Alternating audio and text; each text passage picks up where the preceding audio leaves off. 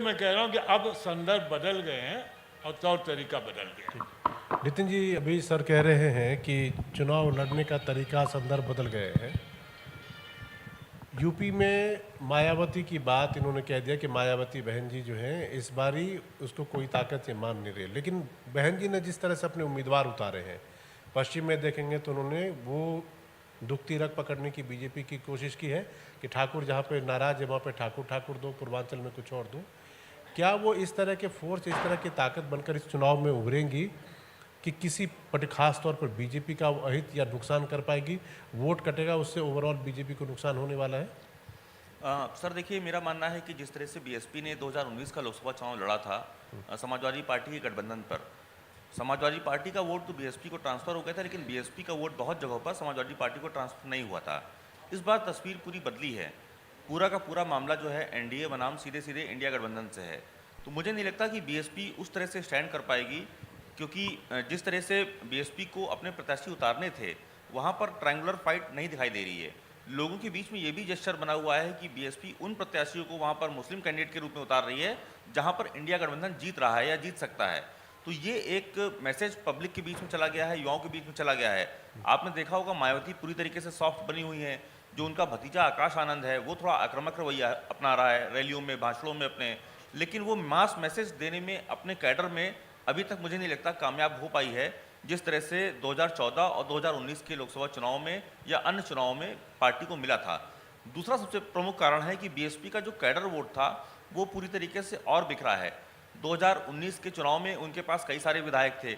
2022 के विधानसभा चुनाव में 403 विधानसभा में सिर्फ एक विधायक है अभी। तो ऐसी स्थिति में ये बात भी पब्लिक के बीच में है कि इनके नेता कोई उस तरह के नहीं है जो फोरम पर जाकर के, चाहे वो विधानसभा हो चाहे लोकसभा हो, वहाँ पर जाकर बात उठा पाएंगे।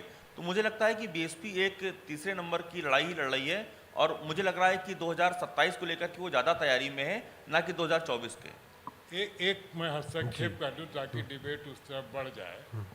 पिछले चुनाव में लगातार बीएसपी का वोट घटता जा रहा है और उनके बीएसपी वोट में और इवन जो बैकवर्ड ओबीसी वोट है उस दोनों में बीजेपी ने 14 और 19 दोनों में बहुत अच्छी सेंध लगाई।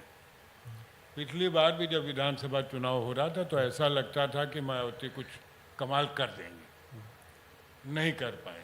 और अब जब मैं उनके वोटर, कमिटेड वोटर से बात करता हूँ तो कहता है कि ठीक है, बहन जी ने हमें सम्मान दिया, इतनी दूर तक ले आए, लेकिन अब अगर वो बहुत ज़्यादा हमारे लिए लड़ने को तैयार नहीं है तो हम क्या करें, हम पॉलिटिक्स नहीं करें।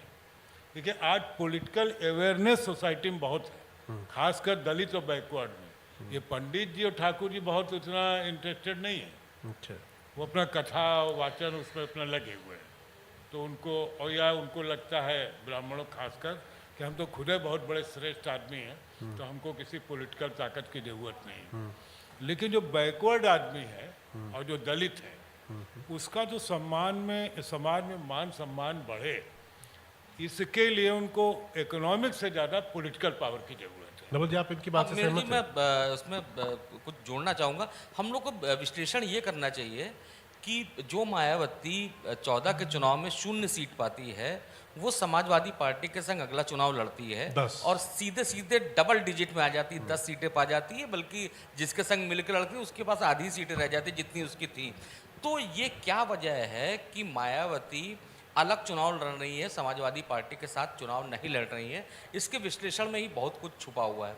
देखिए, जब 19 का चुनाव हुआ था उसमें हुआ ये था कि जो सपा का वोटर था उसने बीएसपी के प्रत्याशी को वोट किया, लेकिन जो बीएसपी का वोटर था उसने समाजवादी पार्टी के प्रत्याशी को वोट नहीं किया, उसने बीजेपी को जाके वोट किया। और जो मायावती का उत्तर प्रदेश में वोट हुआ करता था 20% का करीब, वो घट के 12-13% पहुँच गया।